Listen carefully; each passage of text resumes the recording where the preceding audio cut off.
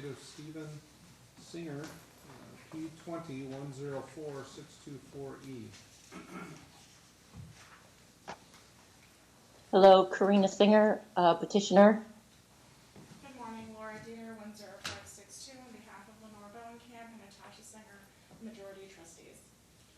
Good morning. Ms. Singer, this is your motion for evidentiary hearing. Yes, sir.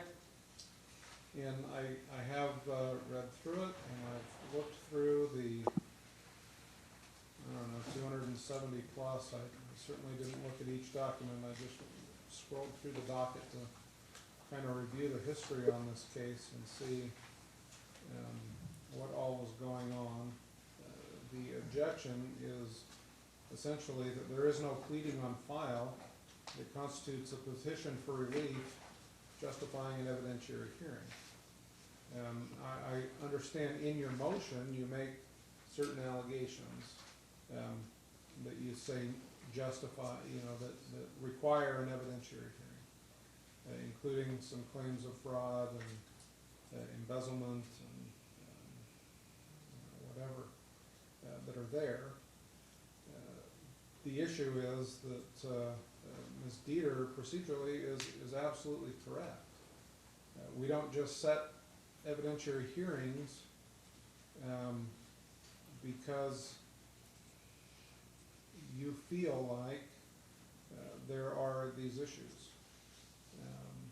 There needs to be, in probate court, we use petitions, we don't use complaints, but there needs to be a petition on file that makes the allegations that you believe warrant an evidentiary hearing. Your Honor, are you aware that there's two cases and there's another 200 plus files in a whole nother case? And that the Lenore and Natasha, the objectors, had removed all of the funds from the trust accounts and rerouted it into their personal bank accounts. And there's all accounted on file. The district court asked the objectors to provide, I'm sorry. There may be a second case. There may be more than 200 filings in another case. This motion was filed in this case. And so this is the case that is before me today. If all of these things that you're saying took place, there would need to be a petition filed seeking appropriate relief against specific persons for those actions. The petition would There is, Your Honor. Ma'am. There's plenty of files. I want her muted. I don't want her unmuted. Ms. Deeter? Just briefly, the distinction is new issues, Your Honor. These have all been adjudicated. Judge Barish showed the stack of 3,000 pages in her courtroom that Ms. Singer had previously filed. This was all tied to the accounting disputes, which Judge Barish issued a final order. Ms. Singer has appealed that. It's pending with the Supreme Court. And this is, I think, the fourth motion we have had to address for reconsideration or an evidentiary hearing or bias against the court just since she filed her appeal. So just the distinction that they need to be new issues because everything else is currently with the Supreme Court. Well, this raises another question that I have, and actually two questions. One, if this is all before Judge Barisic first, then why am I the one hearing this if she has jurisdiction? And second, if it's on appeal, does the district court even have jurisdiction to be hearing any of this? No, although the Supreme Court issued an order, I believe it was earlier this week or it may have been last week, because Ms. Singer has filed so many motions for reconsideration, the Supreme Court has stayed their case and directed Judge Barisic to address any pending reconsiderations and that those be addressed within 28 days, which I think we have a few weeks left.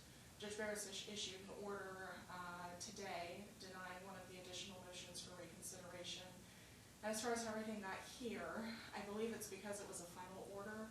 Judge Barisic didn't issue an order retaining the case under the new rules, so that's my assumption as to how we ended up before you. All right. Well, welcome. ultimately, I have looked, I agree with Ms. Deeter, there is not a petition on file. Your Honor, you haven't given me a chance to.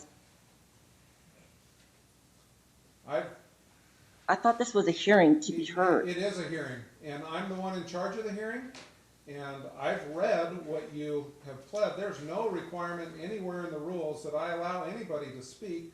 I can make the decisions based solely off of what's been presented. You have interrupted me and refused to be quiet when I was trying to speak, and so I've made the decision. I'm not going to be taking any further argument on this. Thank you.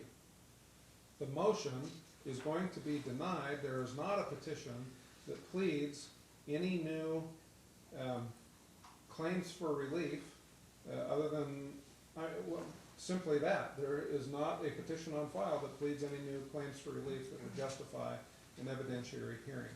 If the petitioner wants an evidentiary hearing, a petition seeking relief for new claims that have not already been adjudicated by Judge Barasich or by other judges in the district court will need to be filed and served in accordance with the rules.